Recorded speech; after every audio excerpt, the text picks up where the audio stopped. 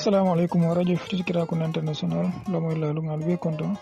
yo konton dro ko la kanyum faale ko émission min nyanta kala non depuis 15h sanni aja hanse ma commencé et problème réseau be kerin ma fo pakaw ma fo ne d'après retour min sodo donc na invité na mon dum en contact voilà mbala moy kan ni réseau l'état fenkita sonata wato wat la rek inshallah skeno janni suuto émission ñeke quoi sinon après mba reporter ni natra fana mba reporter be signalo kilal ko inshallah la barka. Assalamu alaikum radio Futur Kirakunda International badi lamulal al konton momo be dawda manyina mula ka radio do kulal be konton ne keba sefo soli présentateur journaliste solani technicien mumé be mañina mola que surtout Oustaz Mahmoud Dafe mba kontona na l'équipe mul ila min yalan koy bada do ko kendo min ni sunkaro kono kadwe be sima la ni jaade ken ya fo londol fana ala ma fa fo ala simma be jarata fana ma kila hono yo bi dimanche 8 mai 2022 nata anin sewo ba kala émission ko to présenter le bilam na numéro fo do émission mi ngato la yirwa kacha émission le miyan ko chaque mois signa fula wala saba ni nadiat alay si mol invité na mo fula fo saba wala min siato de thématique kilinda min yalon ko dal abe be yirwala bala ka ko kacha mini ba ko non wala mini ba ko to sina mi recevoir ni kacha la programme mo moy programme soto isin sollicité no wala ni nga minu fana moy be programme ko la si futa be man ko bi be min recevoir la wala kita monsieur Kebe te mo marandan ko de bar enseignant mati abe Kirakunda école de Karandewol monsieur Kebe ngi kondo.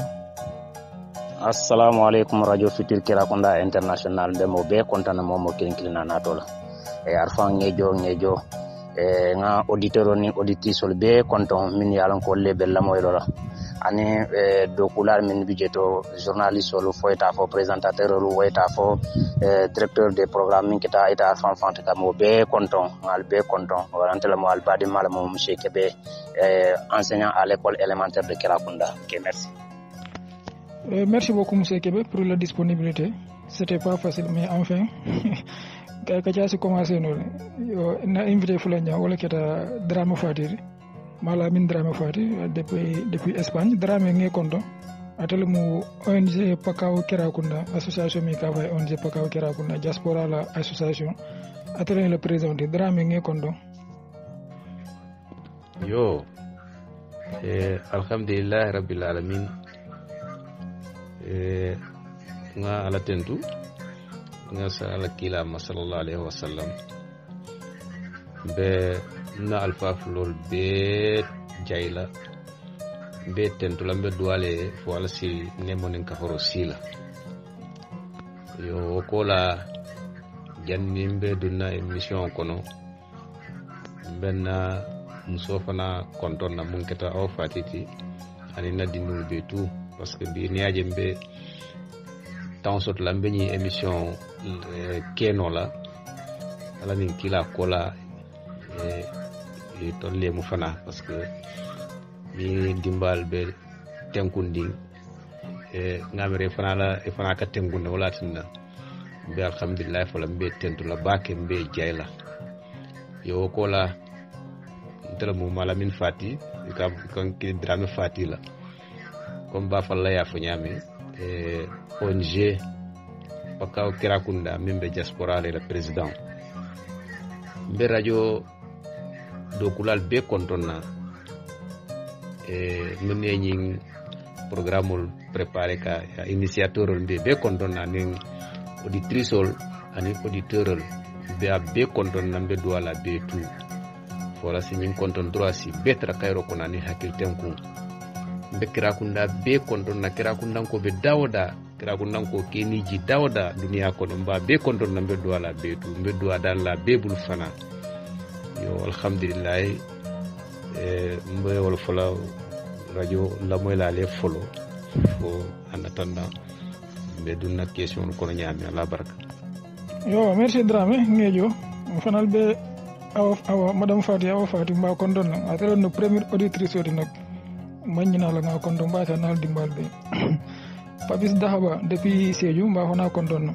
ako ngana ñino football len lancé ka wolum to ñade de au début même radio ñin to radio foot kera ko nalde ngalo ni num football ko la 100% football wol ben je fo bi ala ñim programme dol dund ni donc dañu no le football wol aba bolo kandara wala na invité fu lol fanal be bolo kandara ni émission banda alen ci lu duma nga faale coupo mo ka coupo gagner no ñam yo so kullo diallo ka parce que bolo kanda bu ka coupo gagner no e ci lim gagner jani ba do gagner la ka jam fo ba ke ñool yo ndol la fa min kol ka coupo gagner système mo nambo expliquer la man jare bi war wala dundon monsieur Kébé ya comprendre yen kil duma ya moy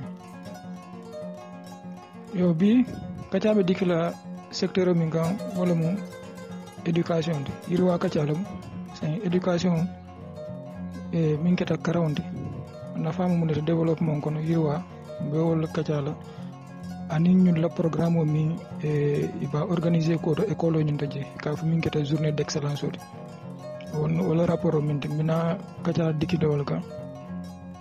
bar jannin kadum de kaca ñun kono d'abord monsieur Dramé e ñim foko itelom président de association ka mi ONG pakaw kira ko nan lafta yana ñin demondi association ñin na programme lo aliya lo dalil jamal kan albe min tole ani munni mal la programme ta le munne ani mun mal hamoti sate wala banko e quoi e demondi mu fo ñewdo association ñin ko ko janimbe dun kacha ñin kon alhamdulillah tabarakallah ma falla ye question min ñinin ka premièrement ko en content baake parce que pour le moyen long ko inte personnellement tente dama fonte ngalon ne mo tol mun beba ko no ay be na fala a contano watam be kundal fana parce que ni ko mo le anana nga kaf ñoma ye danku vraiment fond dama mu khairol yo to lañi association mi ka fay ONG organisation non gouvernementale pakaw kerakunda nyawo tole diala dolbe situering janne Espagne e ala ngalo ane munna wala mu 2017 le nyani association ni ONG ngalo ni ONG lota kabirum balola 2017 oto nsa fono motan anin worowla wolle yeñi association wolle a commencé 2017 alhamdulillah fa tabarakallah e association sa regroupe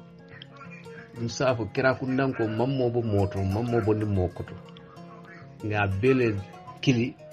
nge pour mo be dun ngani nga association nga kafnyo nga ke kilindi ngani ONG lo ala tata mako alhamdulillah bi alota le faba manta tek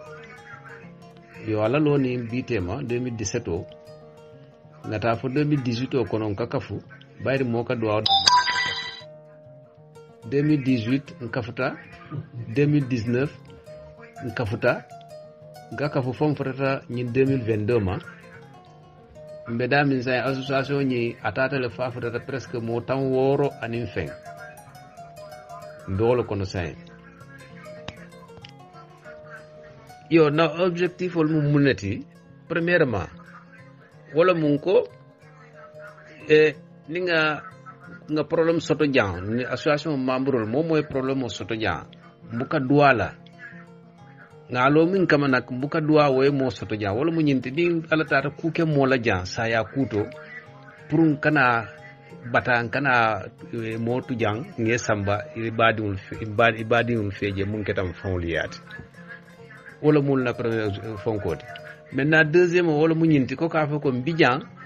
e mbo fana do alal fo alkana o asoto nimmo la jam ni alatata ku boy kam mu yalon ko ite bon ite fam bondino la kono ngallo he na kafnyoma nsi mun keno en semboto anin na mbul fewto nsi mun keno e ngakelo ke fo isi bono kono nyamin yo troisième ma wala mu nyinti e mfawli ya mun keta kera kundati nin kutata soto je mu ya lonko ay abe kera kunda abe kala ngay be kuolti ma fako famille kilin wala mo kilin wala ko bedo la wala no ko kera kunda be den ta munna mun keta ekoloti aketa jameoti aketa kaburoti aketa fonko da to dum hospitaloti be den ta munna ni wotata kutata soto wala ma fawn la mbe koku keno la je ko mbe fero be kala nga kata ngake fo o kosi akana ken nasate bulu malote yo kabiri association lota 2017 woni mbiti lo tema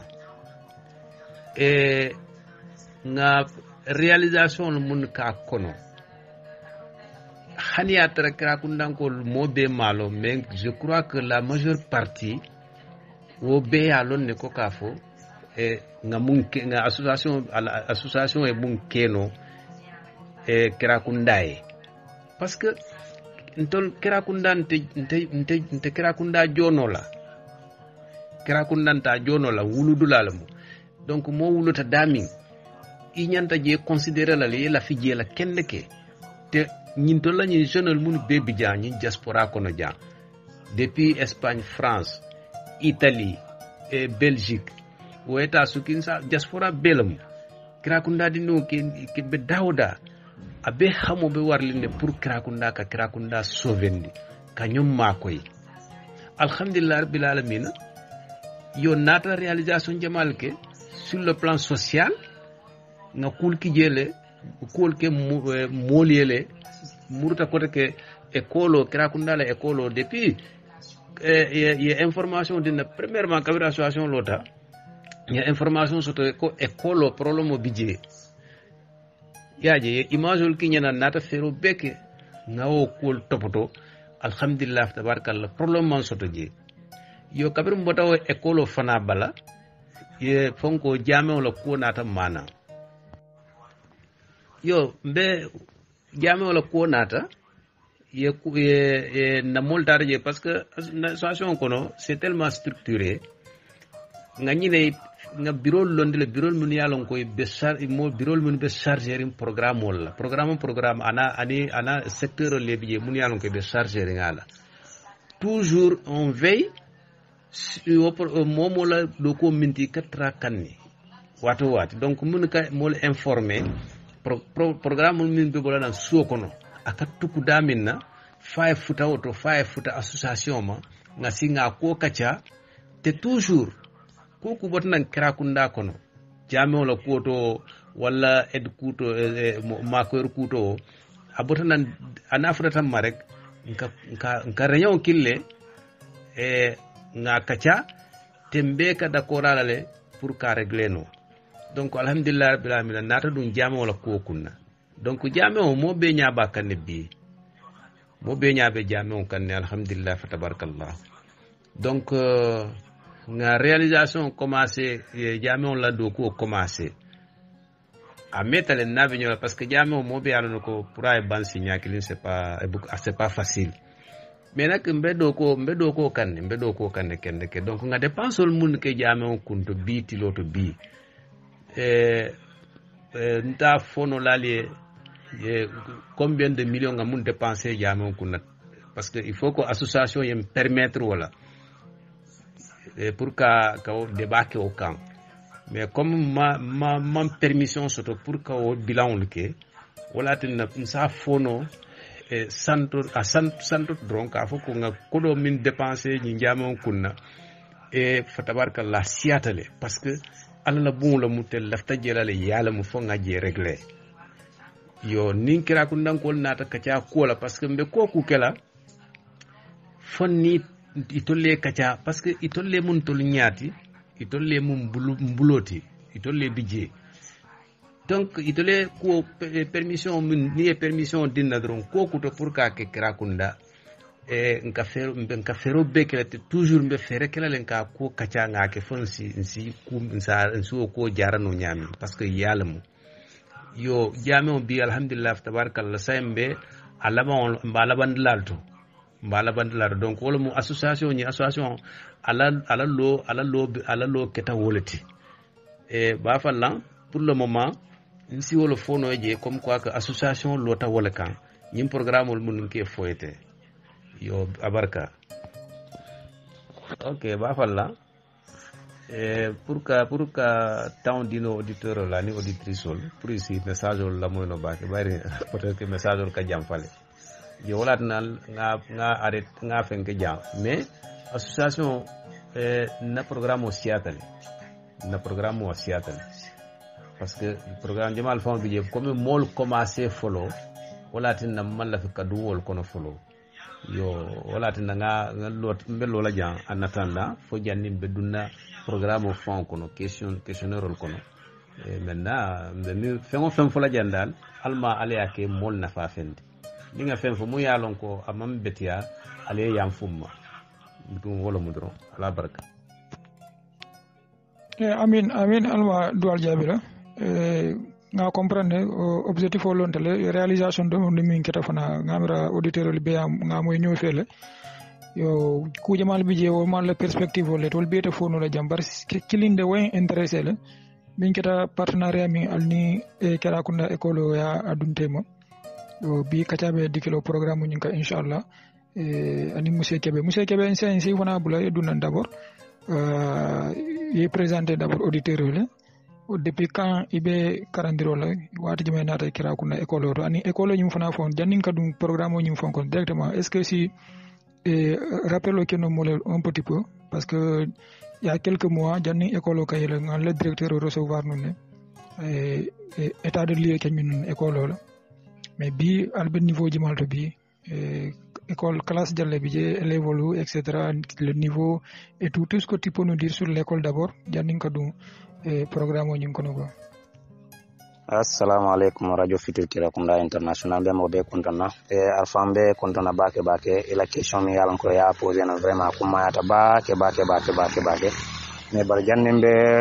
dunna kono ke ijabi jeto foloka dum ka na président d'honneur konto mi yalan ko na bolo kanto président d'honneur wala kata dram fati di binni wala be plateau to janto ke konto bake vraiment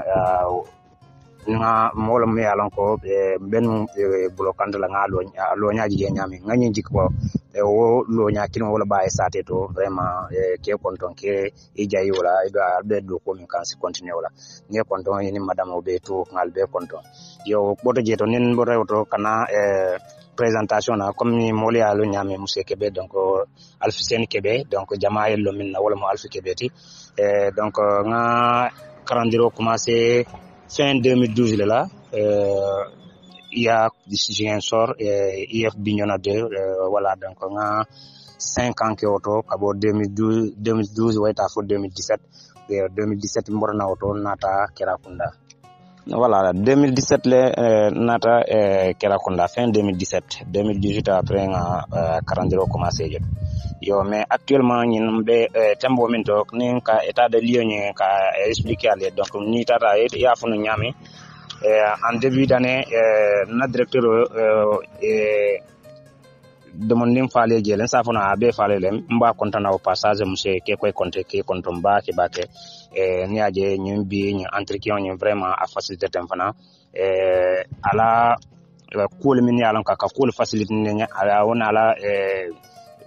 direction ka kulu tamani jaay facile wala ñimbe keno ke kontom bake janimbe fudala donc kanyi tan ko effectivement Kirakunda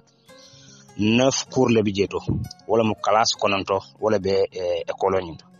classe kononto ko la donc on a un cours pour le préscolaire bijeto mi yan ko passé colonie préscolaire be ñokanjele préscolaire bijeto école killing ani classe killing bijeto ka famille ko classe passerello donc wala lebe ke Kirakunda ni présentement be daminto enseignant min be mbulu donc 8 enseignants dans 9 enseignants autant pour moi dont un maître arabe objeto wayake wala bijeto dal maître arabe objet ani VPP clé woni un facilitateur min be classe passerelle to VPP wala mo volontaire pris par la population et VPP min di naje donc wala be jeto donc ni taraji be effectif peut-être rente information exactement ko be ba do di le beri comme a fanya men directeur ya mais présentement be dam to be 436 élèves le be Kerakunda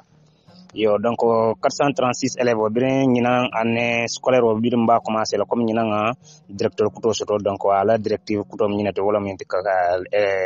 essayer ka élève niveau be bulu ñami donc ka essayer ko élève lo niveau ñin ka améliorer o be améliorer ñadi la wala min ti ka basé na surtout na ka effort doublé ni a tracer mom yalan ke ka kilene ke faire ke yefula ke donc mbo dynamique ni nakono ka birin debioto sur le plan de la lecture on est calculé tout ça surtout les petites classes yo donc wo état ni mbole kono fo mbegni instant min toté voilà mo effectif total on ñenti 436 élèves donc nous avons 2 CI 2 CP 2 C1 C1 C2 clean CM1 clean et CM2 clean donc wolemo pour le moment mbe damento na école la état be damento quoi voilà wolemo OK abaraka yo merci beaucoup monsieur Kébé pour le rappel machallah le directeur le directif kutomi yafo albol dynamico kam dynamico wala yatina les journées lancées al kaba alimento la journée d'excellence la fay na ñi journée ñi kono d'abord munam journée d'excellence oti et journée ñi pourquoi ali wo idée sota ni ate yatul fi nafa be kala le munata école to ko OK afan be kontona bake et la question vraiment akuma yata bake wala menti ko ka muruna kanaka journée d'excellence ñi ka pourquoi nga créer quoi donc comme nga fonu ñame abe directeur la projet ñi kono projet ñi wala monti ko vraiment kanaka ka karan comme nga fonu ñame ka responsabilité ta ila sareto amandia yo kamala donc birin nata dambe dran jeko ala projet ñi kono wala mo ñinti ko ka fere ka bolu ila niveau tano ñami sam pour bolo niveau etano ñama donc ça natna ajibe ko kay dinno birin début ok conscientiser ñina kanyi itandi la ko janne d'ici la fin de l'année donc mbe élèves le primer là ñama journée de l'excellence donc au jour ñi on va essayer de primer les meilleurs élèves donc meilleurs élèves donc y notre mi yalan ko ya accumulé durant les 3 trimestres mbole kafula nyoma ngaji be nga 3 premiers rôles ka SK réprimé donc à manquer fin de mai c'est un moyen pour de dinno ka itanno ko vraiment kabiri wo sanji nyen karworo kono tout karworo safo karworo kar kono to kono nga do karam minke donc voilà des éléments yalan ko à la fin de l'année donc ñulé 3 meilleurs donc woni ka mo pousser no le abe élève pousser là le ñina min yalon ko e primeta jari il faut sa fono ko vraiment seront naka fu ñoma la primeta ñina te fana be fere kala nga wakiri pour sa na insolence sim fana primer no ñame donc aka esprit de concurrence o dindi élève da matin de façon positive yaaje wo mu de ante encore biri wo fana commencer sans wo be élève fana pousser la momo yé préparer fin fait alan ko élève be primer là donc il left dente left la ngam primer donc tu vas maintenant te mettre au travail janne wo wato tema donc fen mi alan ko e mari be wake passer ba fla kon te fana left le nga bokku je wo mu kilenti donc deuxièmement aussi donc kanyi je fana ko vraiment wo e la be bentu karan lo dinno jamal bijeto suivi a sokono a doyata bakele te ni composition sita ni parent natan ka expliquer ne a jama voilà mais baranga nyinje ko ni journée de l'excellence OK bo journée excellence ni parent jamal nata ni minna bo primeta donc e ba essayer ya redoubler ya effort redoubler à la maison donc wala min ko ka faire ka amamandi suo kono ka aluni anata a skala lo sona karano nyame yo nimin yaaje ko e derti dino mambo bokkuno jeto o be mari fanam pousser la le ka yini tan no ko seron imam primé donc e la do ko e bal no ko réellement donc on a dino na do ko be niveau karan be niveau de la to donc pour ya pousser no nite ma keno me isani molo bolé no min yalon ko isa ma ko no pour mi satna ala niveau ni si améliorer no nyame donc wolmu kurte min yalon ko vraiment woli kuma abata journée nyo kon womo deuxième aspect troisième et dernier aspect wolmu fenti mi yalon ko journée de l'excellence no ñu fana comme journée aussi jour mi yalon ko tuno jamal kam dako tuno mais loisir mo donc wo loisir ñu fana kanyi itande ko tol min mo éducateur te ka dinnu min kalandi talan jamal lebera yo wotalan jamal fon ko ne baaji la ko lu jour fon ko ibe do jila do ibal no ko do mo artiste de do mo nyin do skeno centre wala ngi passé be exposition fon ko jamal min kala e baaji la dinnon be binale be programme mo min funtan la ko comme théâtre le mo wala match de football le mo wala voilà be programme jamal e kala min yalon ko dinnon ni ka ke e poloto donc ol be mo su kuloto mi yalon ko c'est important e karandiro ke bien sa kar konondo donc dernier mois ni ka essayer ka feto ka alda mal tema jedo wo mo kuloto mi yalon ko vraiment hakuma yatale aka dinnon fanalo motivendi no la donc woyatina ngani jikino ko ka journée de l'excellence ni ka essayer ka introduire école ni to donc fenn mi yalon ko école ka kele donc parce que bo les pousser ka karano ka ko bo ka esprit de concurrence mi yalon ko concurrence positive ni akole pousser adi dinnon damal tema ntel leptale nga passer ni do leptale nga passer parce que ni instant be dam do ni no collègue do o commencer ta entre les élèves ndebe kala première parce que ni instant ke do dam do première ta ni instant wo fan ka ko ni na lam de fero kala de nga ke première do pour mi satna si blano fan ko kono ko l'Oréal kono donc wolle mo qualité arfan ni yem pousser kany journée de excellence ni ka initier école ni to vraiment pour mi satna dinnon la niveau be daminto parce que améliorer no nyama ni wo kita vraiment développement be soto la wala kono parce que ni résultat ka betiata ngaji ko vraiment dinnon la karandiro fana betiata donc wo mu développement na signe to quoi wala mo. Merci beaucoup monsieur Kébé machallah vraiment ya exposé ñami say mom akoytal faire vraiment le programme ni akuma yato c'est drame lafta keta ñininka ñum programme ni muna atol sinanje ay no atol fe muna ma nafati quoi et pourquoi impliquer dans un programme ni kono en tant que albe diaspora kono al mantra Sénégal al mantra kira kuna la al tout al membre be mais vous êtes partout en Europe mais al impliquer dans un projet ni kono et pourquoi et comment ça s'est passé quoi. Ok, bafalla. Abarka bake ila question peut-être la en content fana. Yo jannimbe répondre la mbe monsieur Kébé kondon na comme natere be den nim plateau la. Vraiment c'est oda bake na la demo plateau la parce que je sais que moi le moyen ko il est pertinent. Magnoje magnolo bake mais kanyo to moyle kadia kanyo fenkeno message la fana commune denta équipe kilinna ko ba fala ya ko nyame buto ese a secret fonye mbe si kupo gagner no nyame facilement voilà mun keta monsieur Kébé bota ñimin développer la nante concernant la journée d'excellence. Il a très bien organisé là au niveau du village pour na dindulu parce que ntol Kirakunda koku botnanje comme nga fo ñame rek koku yalon ka atukuta Kirakunda bela ko wala ntol la to wala le ni si kutute no je mbate la le hani atra fon wa tembulu on va faire tout le possible pour nga régler non et surtout éducation c'est la base yaje yo anata tamundole ite fon diwlu parce que pakaw kono hani atra kira kunda damante pakaw kono nsi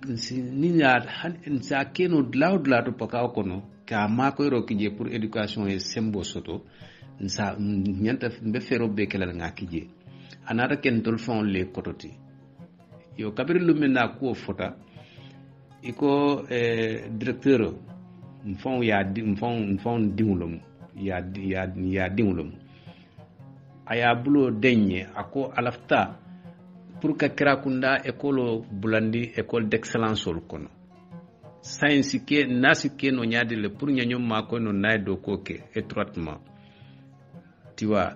donc ntol dunta nyim programme kono wala dunta a programme mba kono le nu parce que ben programme ol kono le mais ni journée d'excellence wo ko le atna ntol dunta kono pour ka dindul mako ya anata kem fon reality donc si koku kenoje nyanta kelale fenke musekebe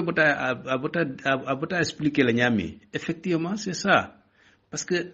dindul li tolle bidje ye dindul la niveau je la abe situer nyami abe situer daminto donc ni ya traité le programme do so no système so to mu yalon ko sa keno pour lutter kawo kafundang yo niveau ila niveau min bele ya kafundang yo ni itoli o système soto ya jube ba kala nyame vraiment am akitan tul bul sewo balati yo kabrin e directeur anata abulo deng e naka chata ya fonye akoyen sewo nata association mo be kilitu réunion d'excellence au fond nga ke wolati nga ko discuter je ako nata ke mol bulu sewo ku bati baki fam akita bulu sewo ku balati parce que niye ya fasa ala fond le ke fasa niye ya nafa e ala la fond ke te mako ya ke tam ake samba nyatole donc comme aben na programme ol kono wol nyama nata muru ko te ke nga ko ka cham benta kankanje yo ni itol mol nata kacha la parent de l'école sokono avec les instituteurs mun keta métro ci directeur ay staff kili kachata yo inata ñu foñe ko ka fo ko la takela itol la fe la kol kala ñami ya expliquer ni ko y a pas de problème y a aucun problème yo ndol fa nata kachaja nga ko landi bulkanne nadiata ale inshallah ba falna mbo appel au lancer là à partir d'aujourd'hui nadiata ale ye fawmi ngilin kambulu pour ka dindol encourager nino pour journée d'excellence wala fonko asi organiser no nyami ay betia inshallah mbedu ale si douane kendeke fo xamone min lafta mun kela je fonsa alsa keno je fon siato te fon parce que ay importance sutole comme nga fo nyamin dro nga hani ya damante hani kira ku da damante nim sate do lié bulo denye koy lafta pour nge makoy pour ka éducation si makoy no nyam pour dinno la éducation nimba keno la mbakelal nadiata ala inshallah surtout fawliya Kirakunda comme nga fo nyamin début auto Kirakunda c'est notre cher Kirakunda a tout fait pour nous Kirakunda la julol be a Kirakunda diwul la donc molle ya ken tolier wol mu Kirakunda ko let donc ni tol final sa keno munu be ni diwni mamari wuli e kula mu yalon ko abu a ke kolom dal ke kolom donc so sindi auditeur mani auditrice be ibe dawda mobe si wolono ko ka fon don lañi ONG nous sommes à la disposition de l'école de Kirakunda, l'école de Pakao. Nous sommes à votre disposition al solatat na wato watla nali kacha si kumun keno nyoye nga ke parce que ndiwul lemu mfawn lemu mbari musol le bije diwul le bije donc mamarun le bije voilà donc ntesi wala fono fo nyaato do man ba fala la barka masha Allah Dramé allo nya sate kumayata betiata mo be nya ba kanne du coup comme ni nga comprendre ni auditeur la comprendre fi nyama directeur le abulo dengale appelo lancé ale al katiata d'accord rek albi allié engagement ta kalbe accompagner le même au-delà même de cette journée d'excellence projet dolbe nyaato na min yalan ko partenariat lam école ni ONG nyintema hanatra bi katiamanta diki ba ko monsieur Kébé Sagne est-ce que c'est sinano ñine en tant que coordinateur de l'activité tel activité ñi coordonner la je école de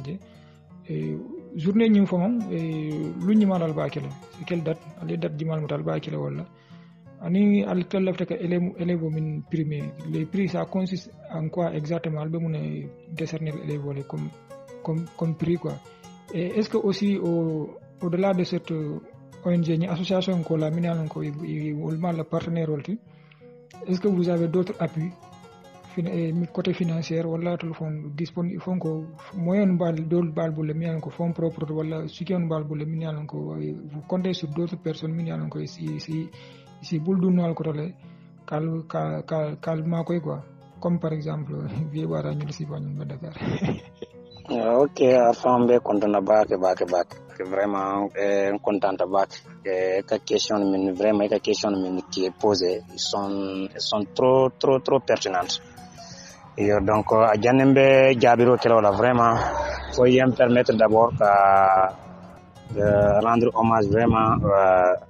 à la population de Kerakunda et en particulier ceux de la diaspora vraiment yenyi ya jeno nyamin ten comme ya itani no comme eta itandi école la nyamin ko sain école be damdo c'est l'école de la communauté wala men ko école mo sate fantalti donc yenyi jeno ko ni école de omi talti donc na développer to omi tol talti ntol min yalon po mbije to comme instituteur ntol sitano be école be tala gen donc momo ya jiko fem ki oto donc omo et la avantage to mo dinno la avantage parce que dinno la avancement mi to la avantage donc vraiment que be konto wala woni population mi yalon ko be kala konda kon parce que ntem bi jele voilà donc nga yele vraiment ye école ya mutanyami quoi donc au témoignage que follow au passage yo donc deuxièmement ni nata kana la question to follow question follow me pose wala me ndiko mbe priol min dila dinon la donc mbe priol min dila dinon la wala min to ko ngani min jeno ka nen brin directeur sita anin na équipe pédagogique nga dibe nga question nga talanda malte mo wonina président de parents de woni CG nga nyine jeno ko ka élève kay SK primaire sembe primaire min la wala min to ko parce que comme ici fion di mo la sama mi yalan ka nyanta motiver da nyanta na pa wala mu école joranti donc nga ñi tan noko ni si mi sorono wala min ko sako mi yalan ka manki ko mi danko parce que sako le be ken ni sama di non ko ni ka sako ni min kana école sako bi jeto woni fourniture scolaire ni ko fourniture scolaire kayel bol niveau la fourniture ba fayene woni matériel géométrique donc ngole ese ko be comme cadeau code woni encore fana ka t-shirt mi yalon ko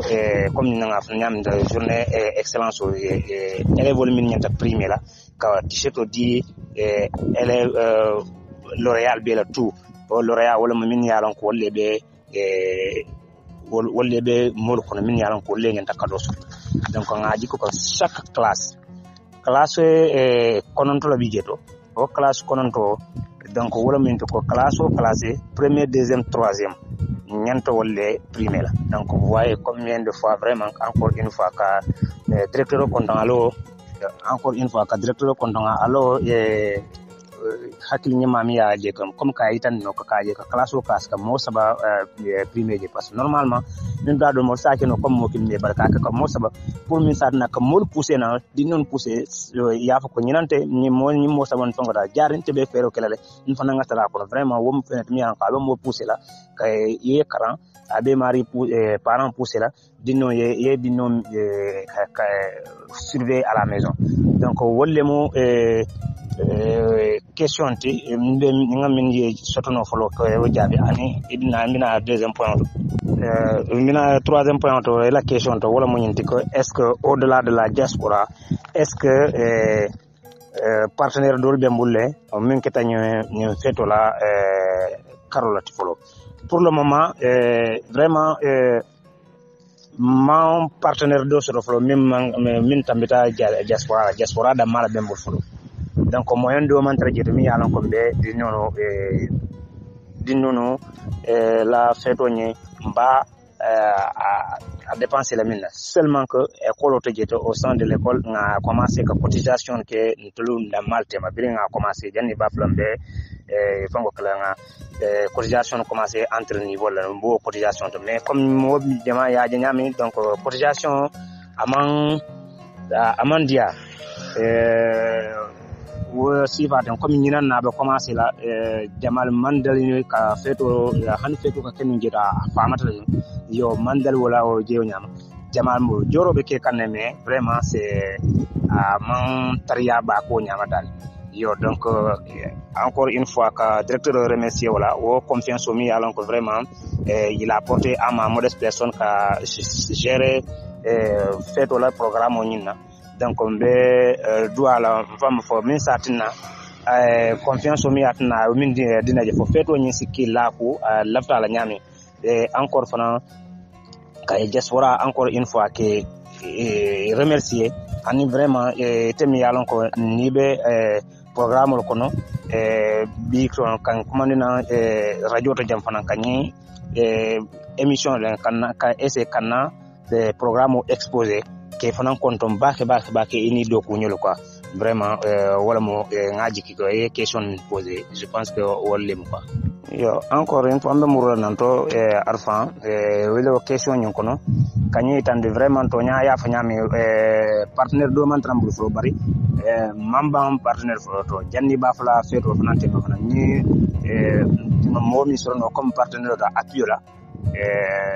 c'est parce que ABB école la programme ñu kono donc je pense que directeur au boulot la ngé marié tu seras la bienvenue vraiment wo mu continuer à l'on so fana la ning en bonne volonté sur que ça soit janna mo wala bantala la mo donc je pense que wo mu fenet mi ala ko kuma yata bakel donc wala mo inchallah non, le partenaire nous on prend l'engagement à partir d'aujourd'hui même au niveau de la radio nous présent de Katial après voilà on participer la jël hein comme nga kenu ñamin jaaren quoi parce que nos objectifs mu jaaren c'est molté pour faire de nous les signé déjà quoi monsieur Dramé ñi kon dañ ñon bañ ñu né la de niñ jaaren c'est mo signé on va faire de CCM un collège d'excellence maintenant pour que nous il faut que ay commencer primaire les différentes écoles qui minyan ko wolle que jaaren c'est mo fournir une journée si fa ñenta sotlo école bétol hein je pense que monsieur Dabo fana ba ki le ko boni là katabina mo monsieur solo ka ki chaque année o ba ki le mo donc c'est ça chaque école ya ke niveau le kafu école primaire to après c'est mo problème de sotlo je inchallah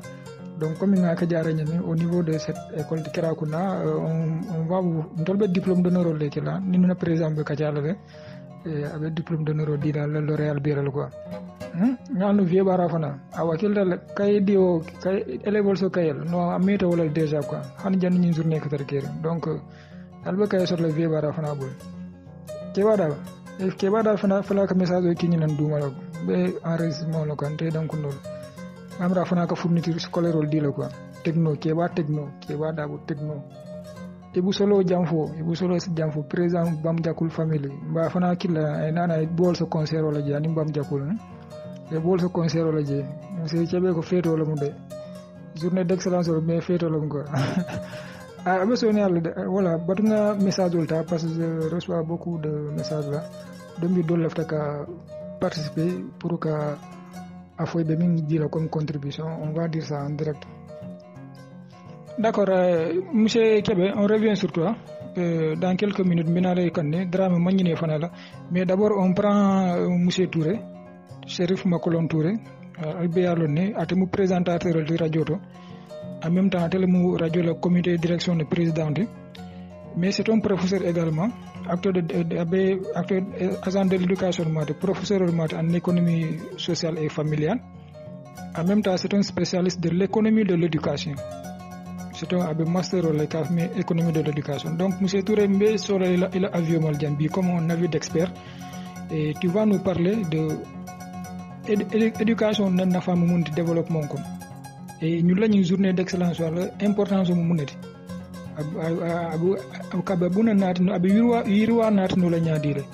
voilà, éducation, tu vas nous développer ça d'abord quelques minutes, après on prend M. Québec. Assalamu alaikum wa rahmatullahi ta'ala wa barakatuh. Radio Futur Kerakonda International. Auditeur be content momo tola ni content là. Arfan l'an compté depuis France ni content baké ni tentu ni jay il a invitation ni bi kanaka kachaja. Voilà, donc il a invité les autres invités mais allons quoi qui est grand drame fatiti depuis l'Espagne, donc depuis l'Espagne nga content baké nga monsieur Kébé Alfou Kébé depuis Maranda Pagao Maranda nga content nga tentu nga jay. Voilà, donc le directeur de l'école élémentaire de Kerakonda minké de monsieur Tiekoy Kontoti nga fana content baké mi allons ko atelier ni initiative ota avec toute son équipe pédagogique ka prio décerné ka dindulu ka munta ka fonko dila ka kado dila. Voilà, donc ka mobe content ka mobe tentu ka mobe jay. Alors Arma, voilà, donc il a question yi me poser, c'est une question essentielle.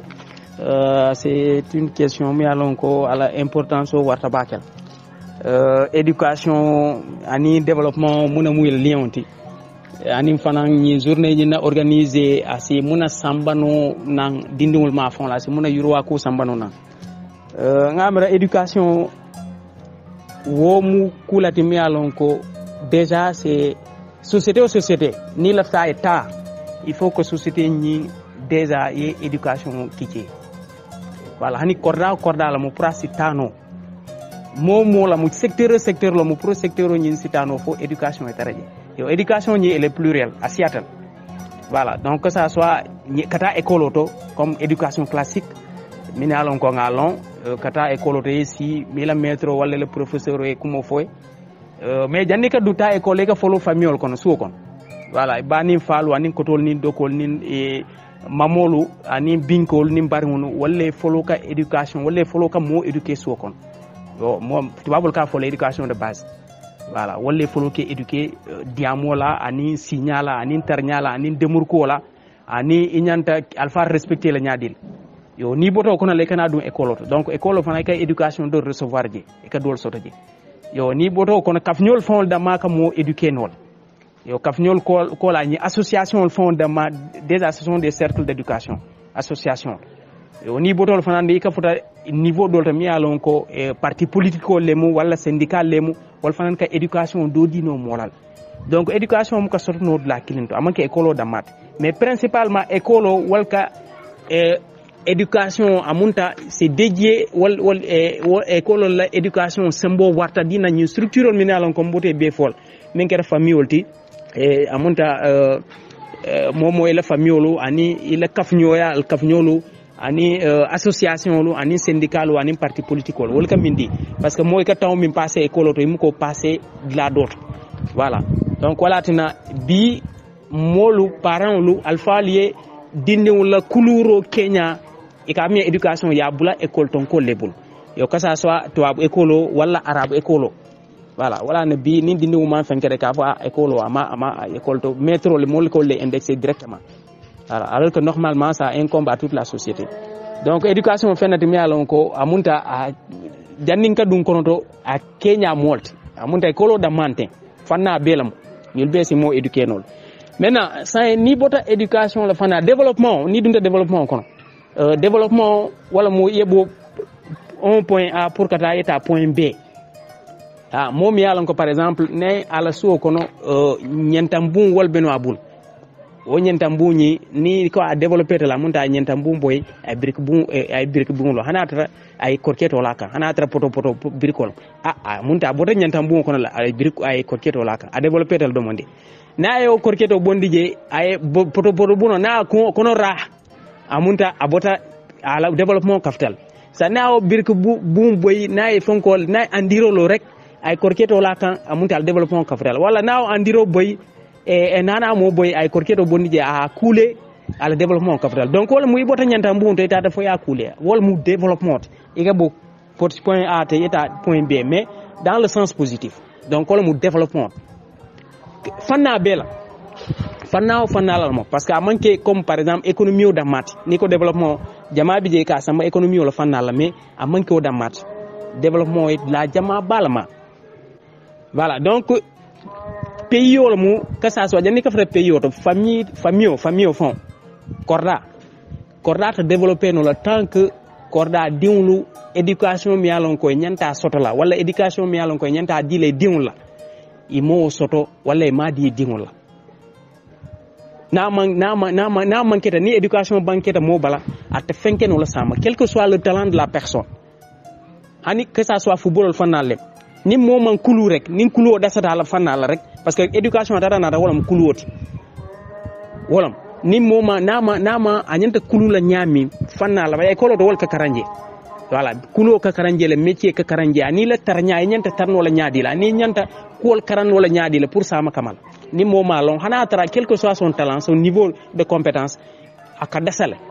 donc wala niveau de famille wala contrôle ita ta sate kono ni mol ila dimba yalu wala ila dindiwlu wala ila marathon wala sate diwlu ni nyanta éduquer la nyami nyanta kulu la nyami na man ko nyama rek o sate ni hana tara ba développer le mais ni a comparer ani sate do min yalon koy diwlu kuluta wala ye diwlu dundi karan ko kunna tubabo wala français la fonko la to dum arabo la ban wala mi yalon ko akete islam wala fanalti ani o sate ta kanyana donc mo mi yalon ko ala niveau d'éducation élevé teti wala niveau de développement ka siete ni Sénégal ni pays jama comparé ni dara Japon ñol wala Allemagne ñol wala tara Corée ñol pays yo le mi yalon ko bi wal développer ta baake Afrique pays jamatil mais mi développer ndinti parce que tout simplement ils se sont basés sur le volet éducatif voilà ils basé ta baake éducation la fanale et investir wal voilà donc investissement au fanale depuis 1960 il y a au niveau des États-Unis donc il y a des économistes de l'éducation mi alon ko ka fa Theodore Schultz ani do bi je ka fo Gary Becker donc wala ñina je ko ni fonkolta ni senelalta ye senela mo flal équipe flalta ñindolu wala niveau d'éducation élevé tel amunta ila éducation yemi e konto min ke école to amunta sambada comme par exemple ni niveau bac ko min alon ko tar fo bac ye dundi do ko wala sama do ko yenni équipe dota min alon ko wol danta primaire wolto befem e fonko to ye se fe da mayol sot amunta ye be dundi condition kilon ko may ko sal do ko bar kabri ye bandi ya jel ko min alon ko tar fo niveau bac wala min soto le do ku fewndo le sana fewndo wol siata 5 fois dina ñindol mi yalan ko le niveau danta sew fel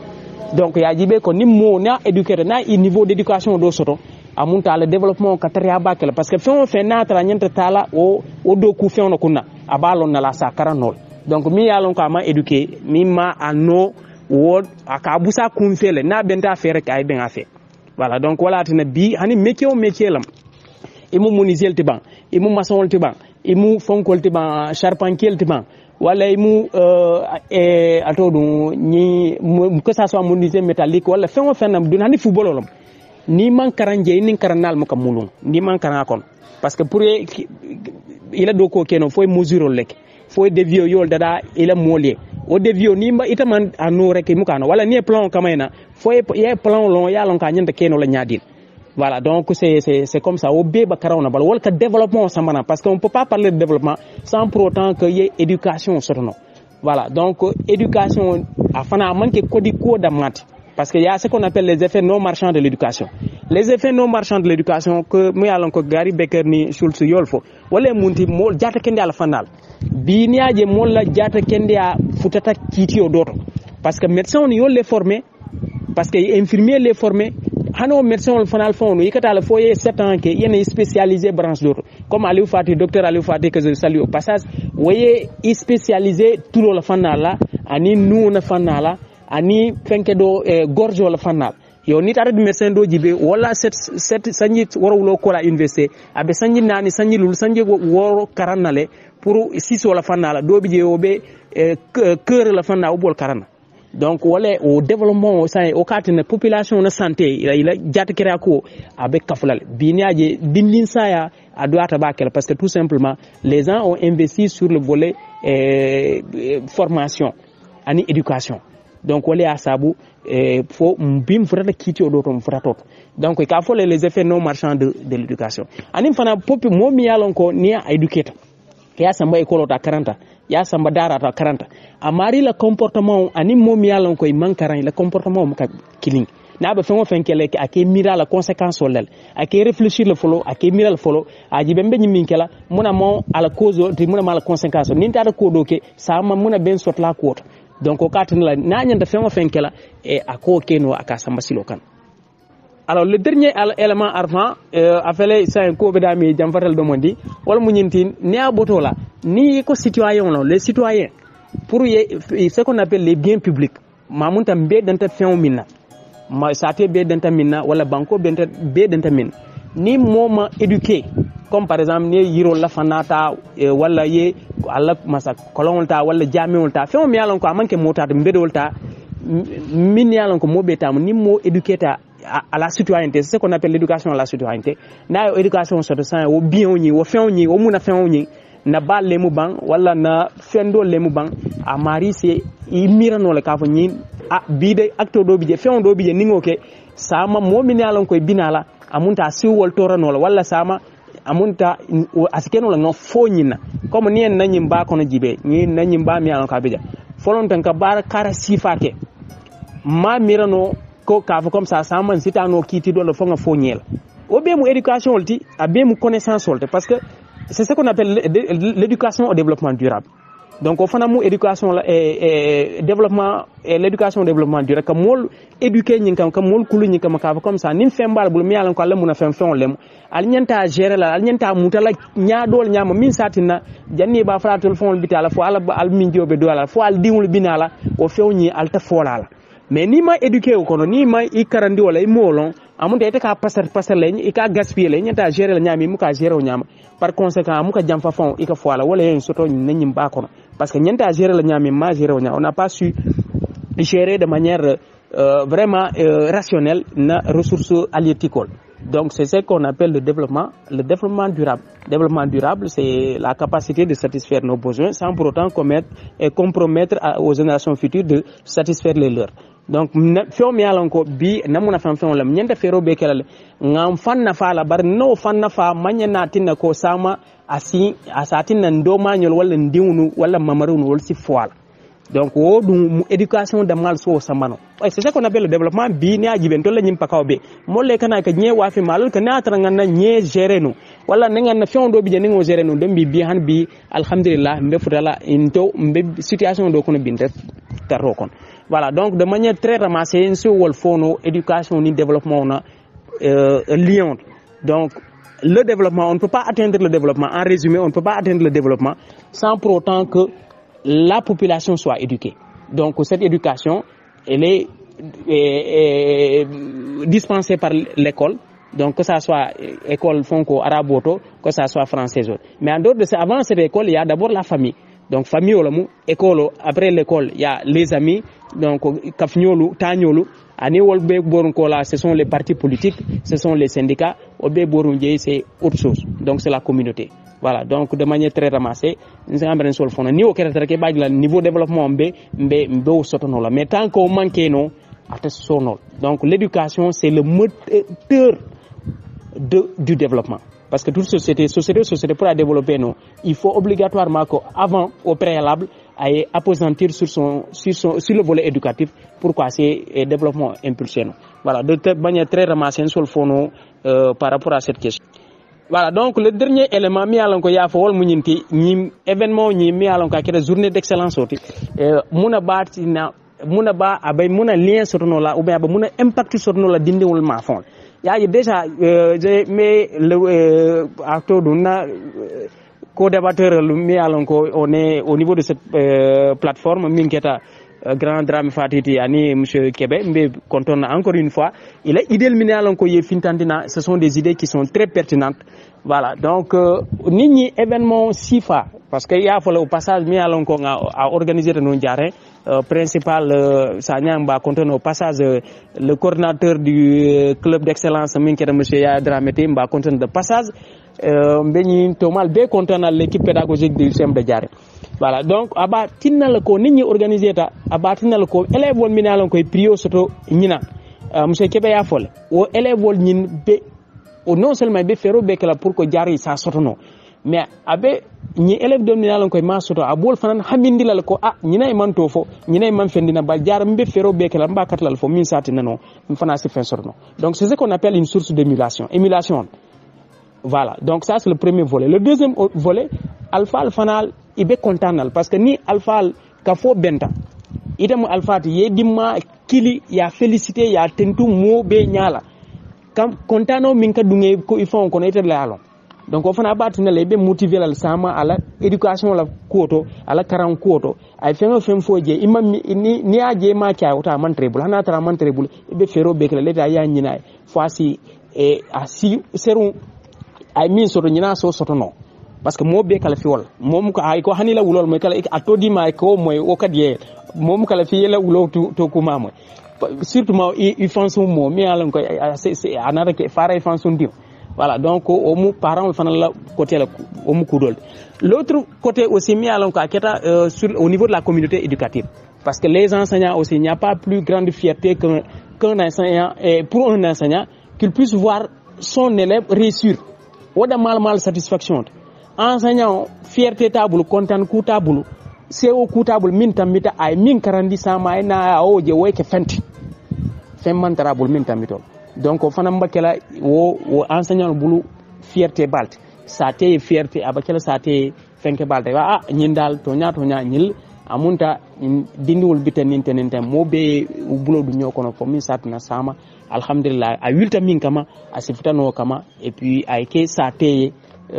ñaato tati ay ke sa té développement ay ke pakaw mumé be ñaato tati ay ke pakaw mumé be développement même au-delà de pakaw kata Casamance. Voilà, donc en grosso modo ngamra en sol fono jeze était très long mais que ka fale ko ka mobé tentu ka mobé jay afin l'encontrer à la barque. C'était très long kay. Enseignant, moi 5 minutes ou 15 minutes ken. Mais c'est bien quand même Touré. Il a une exposition machallah. OK, sénateur fes. Yo ngamra bi alhamdulillah fo molsina kuma sotoje. Yo mbe remercier la mbe tent la mbe jayla et voilà, je pense que il m'a confirmé que radio de participation qu'il a mais moi je confirme ça. Monsieur Kébé c'est confirmé. Keba Dabo Techno akoya contacté, c'est confirmé Techno c'est maintenant c'est sponsor officiel de la journée d'excellence de l'école de Kirakunda. Techno kol bina la jele wal sponsoriser le cadeau kamal na élève wala. Keba Dabo c'est confirmé. C'est confirmé Ibusolo Jamfo fans club Bam Jakul et que Bam Jakul kamal na jele ibal solo concert wala gratuit. Là aussi c'est confirmé. Tu peux contacter Ibusolo Monsieur Kébé. OK? Merci beaucoup Monsieur Touré. Drame Talena pour terminer avec lui. Siduna Drame message de Mimbe Bouli be min lancer le parent de l'élève Mimbe la moyka ani saté molbe ani paka molani surtout il a association molu quoi min yalla ko vraiment ni engagement ta ke investir dans ka école de ka dinu ni ma koy quoi mon message be Bouli be mi lancer la pour me libérer Soko quoi. Bapalla alhamdulillah rabbil alamin contente bakele parce que Kirakunda mum bele tati Soko dale nak mais o manque problème oti ñanto tano la ngam fan di ñantam fan di la dami ko min be ñiminate yo sim mu fono parandele wolie Kirakunda Pakao be kono ici wakili kende ke parce que comme ma colombo ta ko la ñaminte éducation à mantra d'amin développement c'est très difficile pour ay sotoje donc ikana do kodu e famkol damal bulu métrol damal bulu e dindiwul éduquer suo kono comme ça parce que dindiwu famkol suo kono éducation babul suo kono ababul silo kan ana ani école ababla la école oto dula nyindla sabol dem dindu be se babe wolle tem suo kono silo kan ni école oto donc ni e dindul makoy suo kono ya e makoy silo bela éducation silo bela comme makolo ya fu nyami itata école oto ni métrol final be ñew blol final be makoy la je donc wala mo l'essentiel oto si wala enseignant ali wakil ali alti siti kende ke ali enseignant makoy aliye makoy alniye tara nyombul wato wati parce que nal katate la dron aliya alika information ngini bula dinul be nyami ini dindu na raso ko ya fa nyanta mum folaye sa moyte la dinul avantage bi je ta fana bi je fana intérêt bal bere bulje donc be kira ko ndanko be jayla be konton nambe doale be tout yo janni mbe bandila wala ni munu denta plateau la mun keta monsieur Kebeti ani makolo min dunta say be kondona be jayla fana ila lonya nyimala sate banko e pakawe vraiment parce que ye fon fo je nak ay importance de momo e fon fo nan je trom pour ila banko la ko la sate la ko la abemu kairote ala be mako la kan ala si il ñaato ta di la ji ay samba ñaato baki jeto yo okola mben nañi ONG mbe kafu mba mobbe kontonna mbe abbe jayla fana parce que ngelo ñaajele la sate ngela engagement jele la banko yi ntolle be ñon kanja nalo ne mun be kono e modem mun yalon ko ils sont très importants pour na sate pour na Kirakunda mbe doa dan la Kirakunda ko bebulu isi douane kende ke doa dindiwle bulu be soko na ne mun bi jey douane kende ke xamo min bembulu nga ambition mun soto pour na sate folmal ala sa atimandi nonni ka fo mol fanal bal be dan la comme be nyamin tron toujours nga ki ñoyo ñama rek nake ñoyo ñam parce que kabri ñim ko boyta ngafo mote ñi association ko no mun ko atakeno la be d'accord ta la pour kake donc ce qui veut dire que hakilo be Kirakunda ko kadi comme Kirakunda ko hakilo ben kanyami donc mbal al mbewo appelo lancer la association mon de tout si wakili ñi ni dato mu dal so ko ne ko à partir du 15 juin ibela programme kala wala donc nadiata ale association mbal be informel ko ka ko janni o tema ntol si mun keno e to lié nadiata ale o be futale mal donc à part ñi journée d'excellence sol ku jama le be mbulun ton ni tol tema parce que engagement tayele say fa banta comme quoi que ntol ni na Kirakunda école to ntol ni ngamblodu ñobulle say frein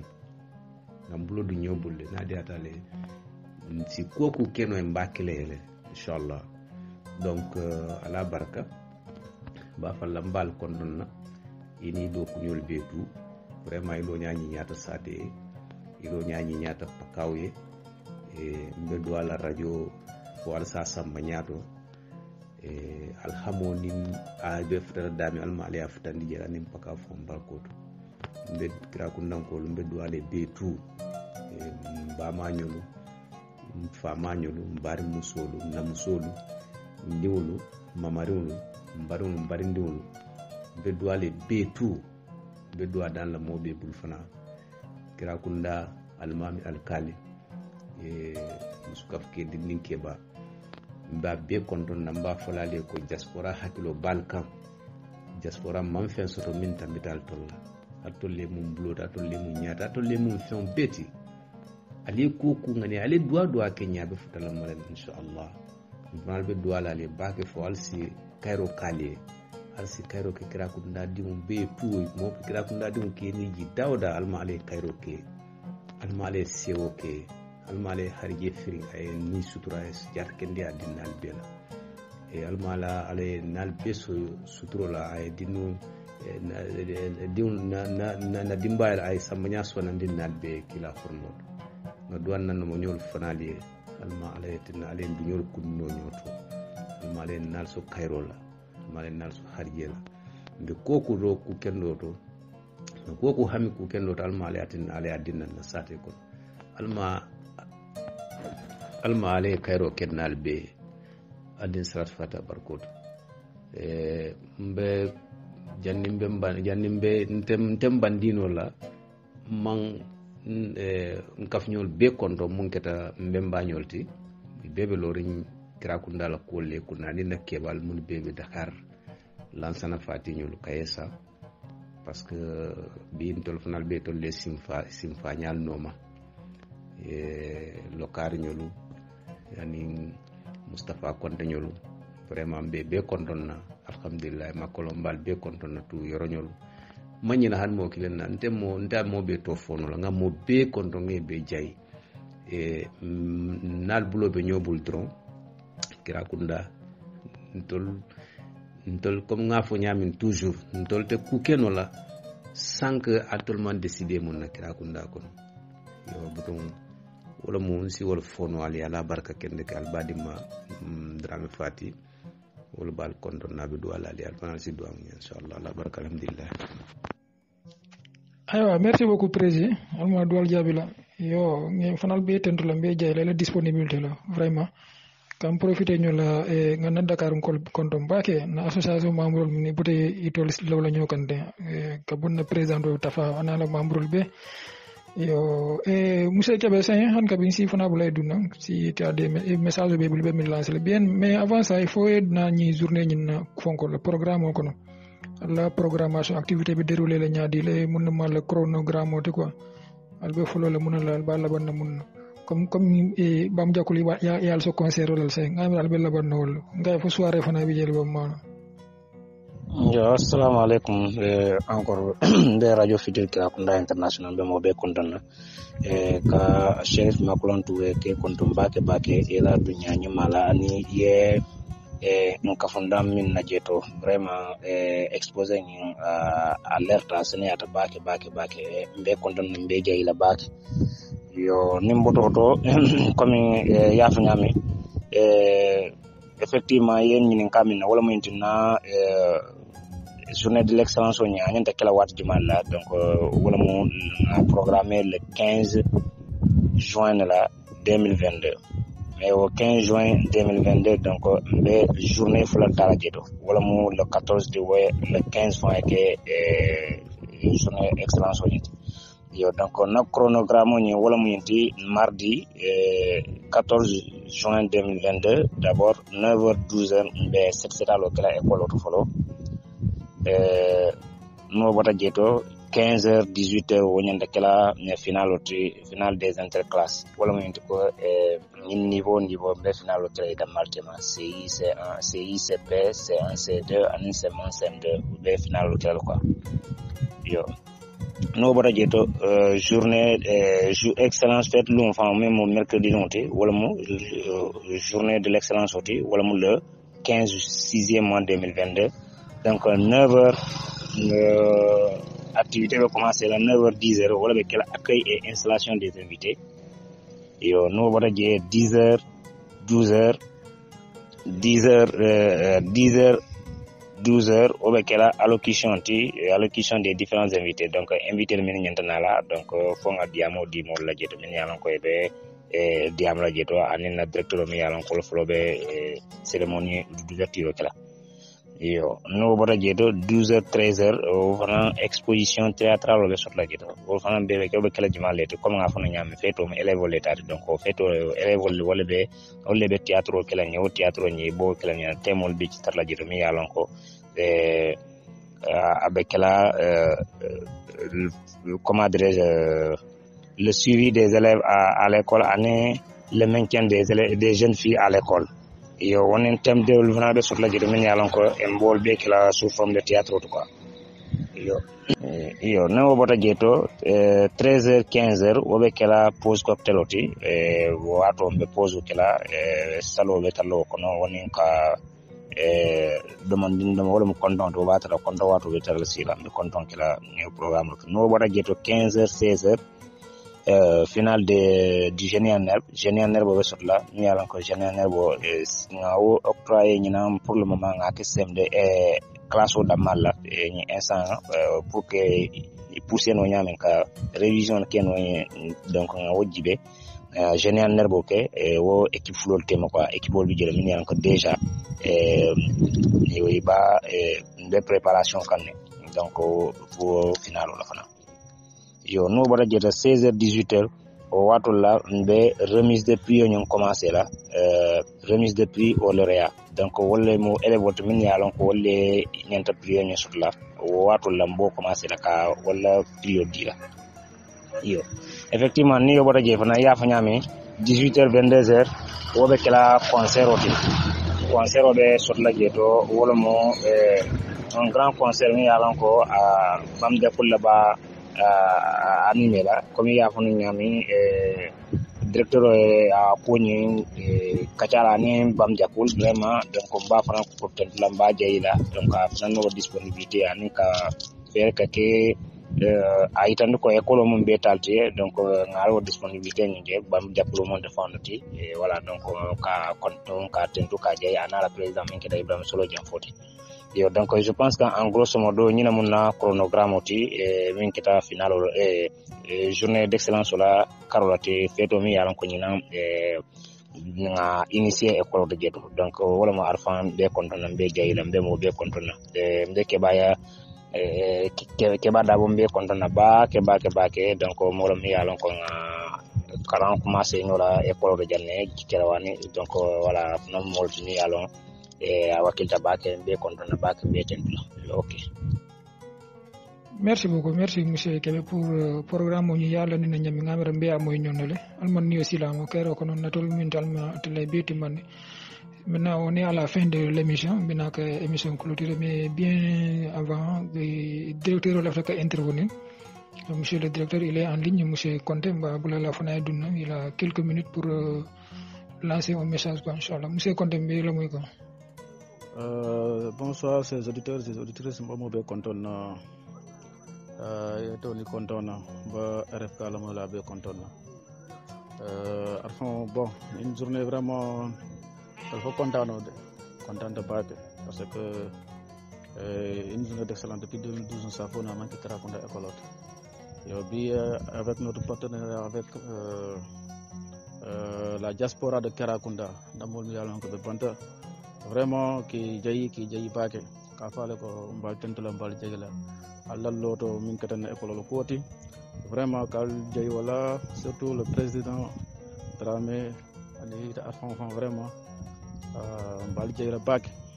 nim afo ko min gebi je tout vraiment min be yalon ko effort que pour la santé école la tañato la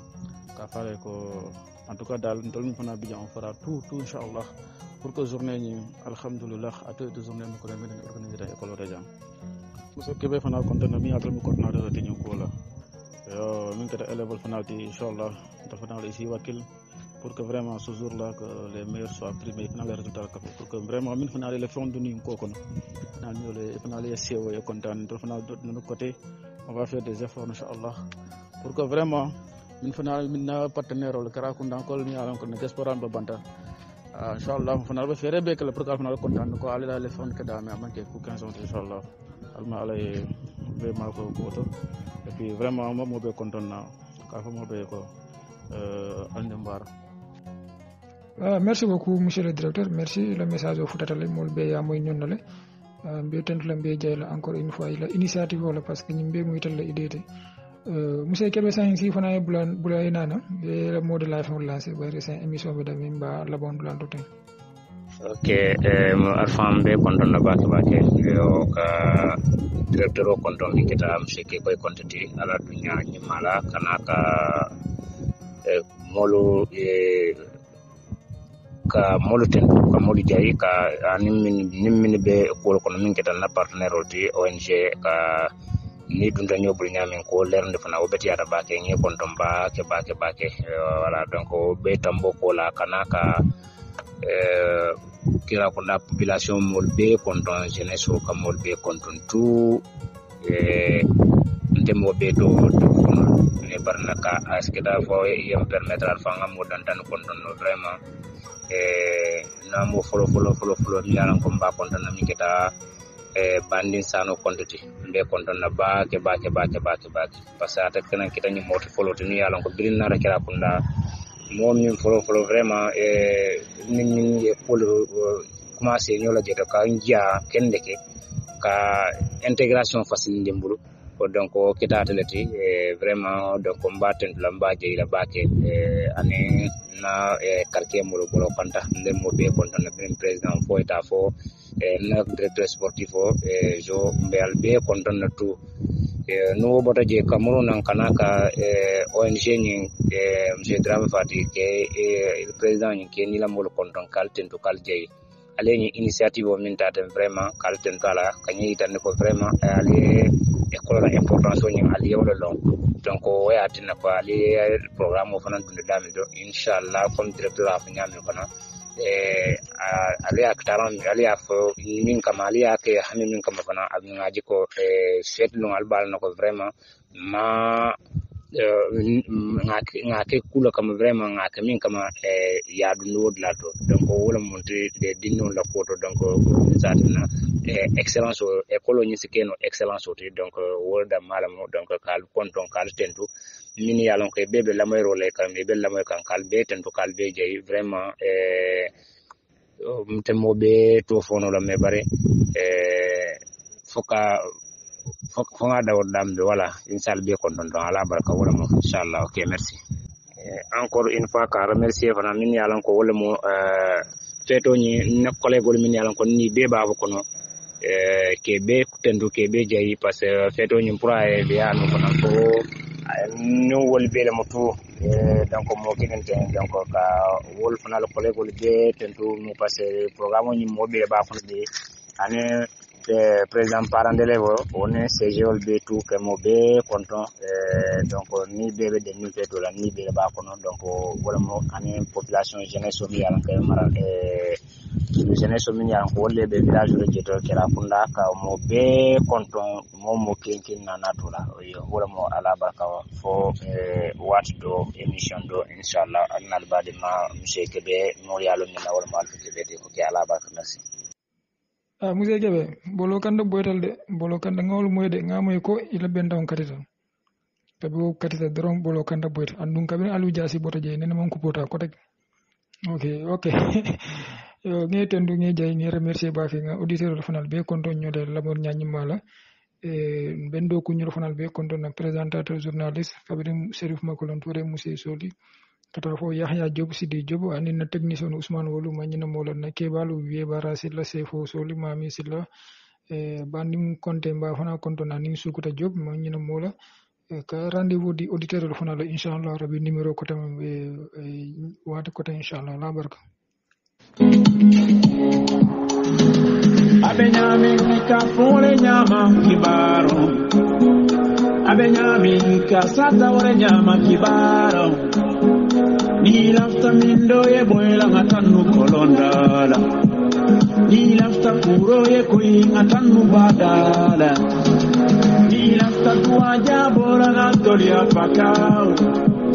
Una radio futur kera kuna international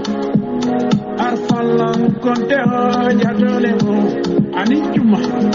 Lamin tuti tera me realizateur